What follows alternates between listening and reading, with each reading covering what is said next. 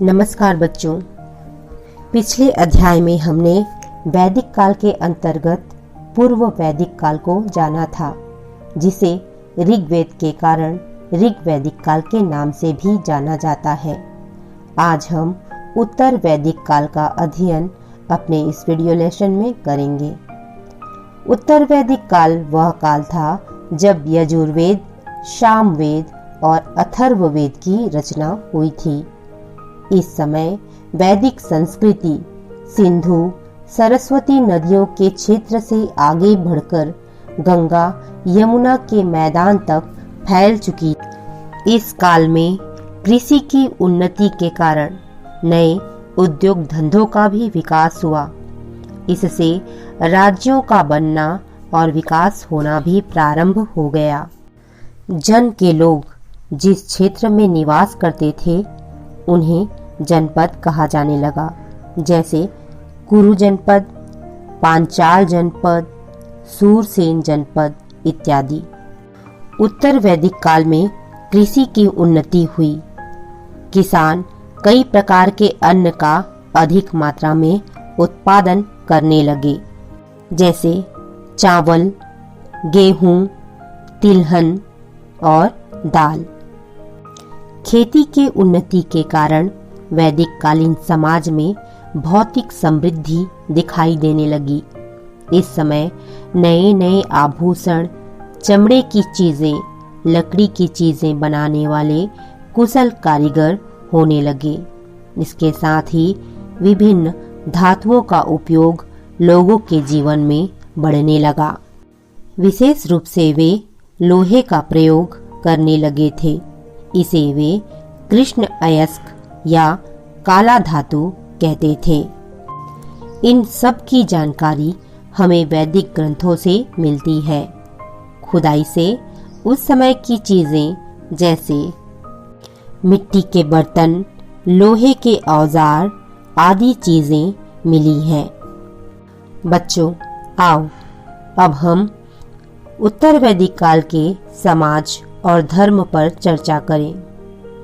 वैदिक काल में संयुक्त परिवार का प्रचलन था। सभी भाई व कई पीढ़ी के लोग एक ही परिवार में साथ साथ रहते थे।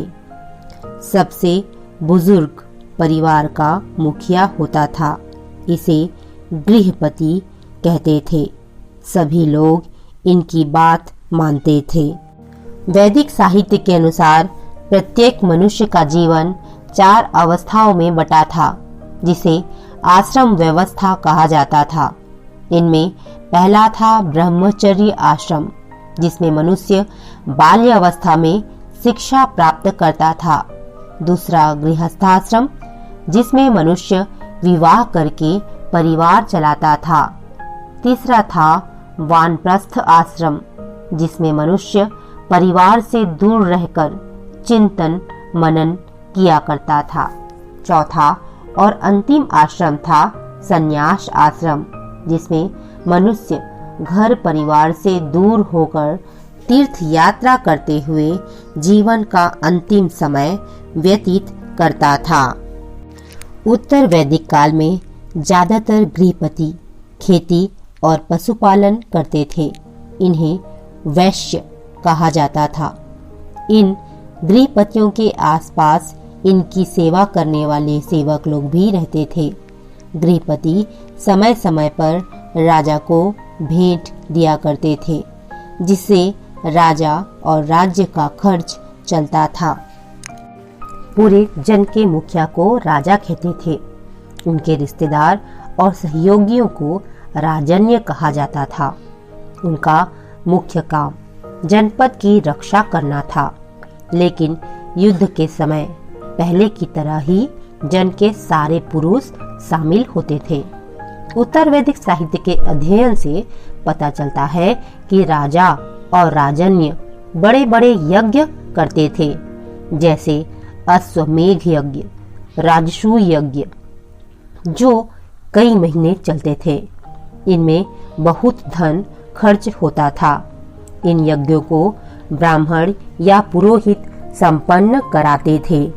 ब्राह्मणों को धन, गायें आदि दान से प्राप्त होते थे। उनकी मान्यता थी कि इन यज्ञों से जनपद में खुशहाली आएगी और राजा शक्तिशाली बनेगा। उत्तर वैदिक काल में समाज 4 वर्णों में बटा था। पहला वर्ण ब्राह्मणों का था, जिनका काम यज्ञ करवाना और वेदों का ज्ञान देना था। दूसरा वर्ण क्षत्रियों का था, जो जनपद में शासन और उसकी सुरक्षा करते थे। तीसरा वैश्य वर्ण था, जो जनपद में खेती और पशुपालन करते थे। चौथा शूद्र वर्ण, जो सेवा कार्य करते थे।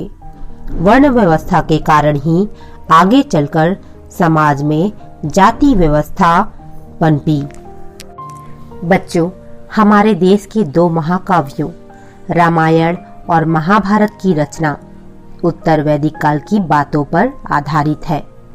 महर्षि वाल्मीकि द्वारा रामायण की रचना कोसल जनपद की बातों पर और इसी तरह महर्षि व्यास द्वारा महाभारत की रचना कुरु, पांचाल और सूरसेन जनपद की बातों पर आधारित है। ये दोनों महाकाव्य भारतीय संस्कृति के आधार हैं। इन महाकाव्यों ने मानव जीवन के सभी क्षेत्रों को प्रभावित किया है। इनके अध्ययन से हमें इस समय के इतिहास की जानकारी मिलती है।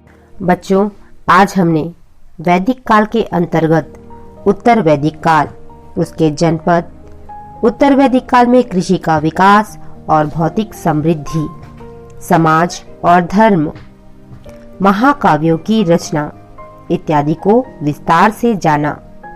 आशा है कि आप वैदिक काल से संबंधित किसी भी प्रश्न का जवाब दे पाएंगे। आज के लिए इतना ही। धन्यवाद।